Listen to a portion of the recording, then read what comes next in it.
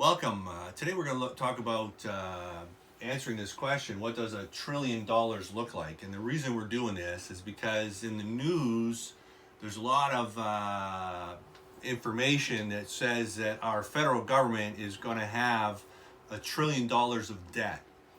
And I thought this would be appropriate because a lot of people, have a hard time understanding what $1 billion looks like. What is $1 billion? How much is that? But $1 trillion is so much higher than $1 billion. And so I wanted to kind of map that out so that we understood how much that is, but also to show you what the interest on that amount of debt is going to look like for us as a country as it pertains to the federal government. So stay tuned with this. I think you're going to like it. So let's take $1 million first of all. So how much is $1 million? So $1 million, you have $1,000 1,000 times. So 1,000 times 1,000 actually equals $1 million. So when you were young, and if you had $1,000, like woo, I got $1,000. Remember when I was a kid? You're not a kid, but a young adult, and I had that much money in my bank account. It was like, this is all the money in the world. Well, you need all that money 1,000 times to equal $1 million, and it'll give you 6 zeros and a 1 in front of it.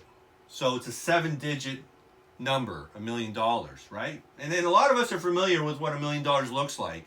So what does $1 billion look like? So $1 billion, if you took that million, that same $1 million, most of us don't have $1 million to our name.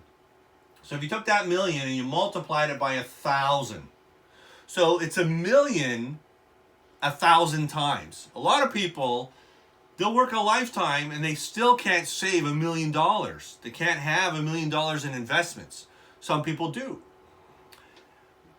But $1 billion is having that $1 million, but doing it 1,000 times, 1,000 unique times to get to $1 million. And of course, $1 billion would be 9 zeros with a 1 in front of it. So it's a 10-digit number. And that's $1 billion. Very rare. There are very few billionaires in the world, right? I mean, they're out there, but there's not that many, right? So that's $1 billion. So now what's $1 trillion? So if that's $1 billion, this is $1 trillion. And we're going to be, and I suspect that we'll be at $1 trillion if we're not already, but this year we'll be there. You take that same billion that most people never ever see, most people will never become billionaires, but you take that billion, you multiply it by 1,000. So you took $1 billion, and here's $1 billion. Okay, another billion, 1,000 times gives you $1 trillion. So you got 12 zeros with a 1 in front of it, so it's a total of 13 digits. That's $1 trillion. So the question now is, if our government has $1 trillion, what are the monthly payments on that? How massive is it to service this amount of debt? So if we took $1 trillion, and I did some math for us, and you just paid the interest on it. You weren't paying any principal. Just interest only, just to service the debt. So the debt doesn't go down, it maintains at $1 trillion. Let's say at 3%. Because government debt is spread across different categories, so at different interest rates probably. So let's say 3%, that's a nice low rate.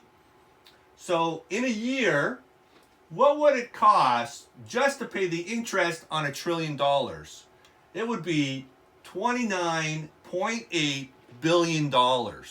So 29.8, literally almost $30 billion just on the interest alone to service $1 trillion of debt if it was 3%.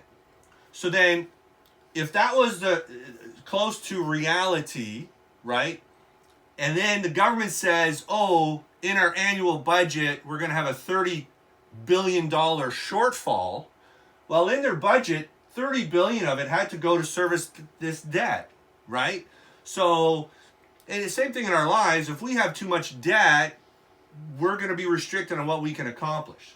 So let's see if it's per month. How do you break down that number per month? So monthly, the government's going to have to dish out $2.48 billion. So that's about $2.5 billion per month just to service the interest on the debt. The debt remains the same. It doesn't go down at all.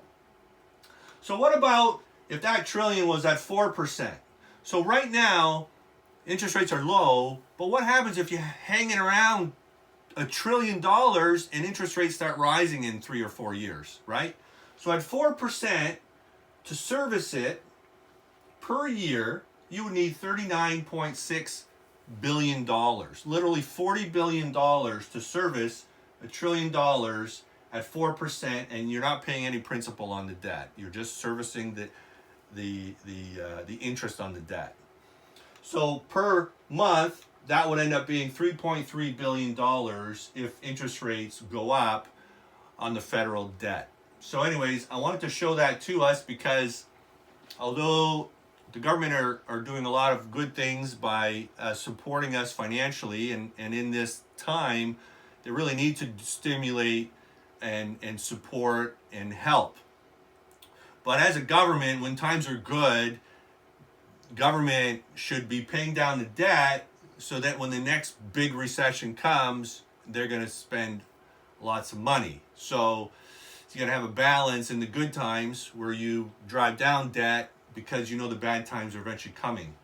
And so we're in that right now. And I hope this just helps you understand what $1 trillion look like and the impact in terms of having to service that for the federal government. Listen, have a great day. I hope you're being safe. Take care of yourself, and we'll talk to you soon.